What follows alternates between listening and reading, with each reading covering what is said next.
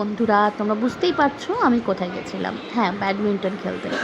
তো আমাদের বাড়ির আশেপাশে প্রচুর ব্যাডমিন্টন একাডেমিস রয়েছে।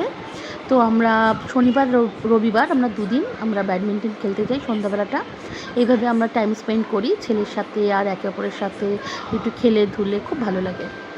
ওখানে তো সবাই ব্যাডমিন্টনে মোটামুটি স্টেট লেভেলের, মানে আমার যে ভাইটা আছে সে তো স্টেট লেভেলের ব্যাডমিন্টন চ্যাম্পিয়ন। তো ওদের সাথে খেলাটা একটু টাফ, কিন্তু যাই হোক আমাকে এনকারেজ করার জন্য আমার বড়বাবু আবার অনেক কিছু ঘড়ি, জুতো, ব্যাডমিন্টনের পুরো সেট আমাকে কিনে দিয়েছে, আর ও নিজের জন্যও কিনেছে যাতে আমরা ওখানে গিয়ে ভালো করে খেলতে পারি। তো আমার তো ব্যাডমিন্টন খেলতে খুব ভালো লাগে, আর ওদের সাথে খেলাটা একটু টাফ, কিন্তু ঠিক আছে চলো, চেষ্টা করতে ক্ষতি নেই, আর খুব একটা খারাপও খেলছি না। আমি জানি আস্তে আস্তে আরও ভালো আমি খেলতে পারবো।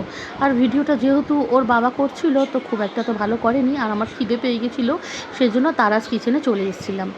এখান থেকে খেয়ে আবার আরেকটা ব্যাডমিন্টন একাডেমিতে যাব।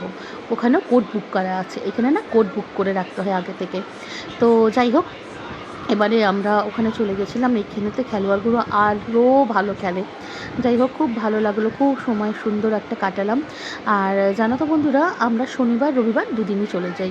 এইভাবে আমরা টাইমটা স্পেন্ড করি। আগে যেভাবে ঘরে থেকে ভুলভালভাবে সময় কাটাতাম, এখন আমরা এইভাবে সময় কাটাই, আর মন শরীর দুটোই ভালো থাকে। তারপরে বাড়িতে চলে আসলাম, আসার পরে দেখো ডিমের টেলে ঝোল বানাচ্ছি, আর ছেলের জন্য ডাল সেদ্ধ, আলু সেদ্ধ, ডিম সেদ্ধ। এটা ডিনারে খাবে আমার ছেলে। আর এই যে আমার টেলে ডিমের ঝোল। আর এইদিকে দেখো, এই যে দেখছো না গোলাপ ফুলটা, এটা না আমাকে কুট্টুসের বাবা রোজ ডেতে দিয়েছে। রান্নাঘর যেহেতু আমার খুব পছন্দের জায়গা, সেই জন্য আমি রোজটা এখানেই রেখেছি, যাতে আমি সব সময় দেখতে পারি। তোমাদের কেমন লাগলো আমার ব্লগটা কমেন্ট করে জানিও। টাটা।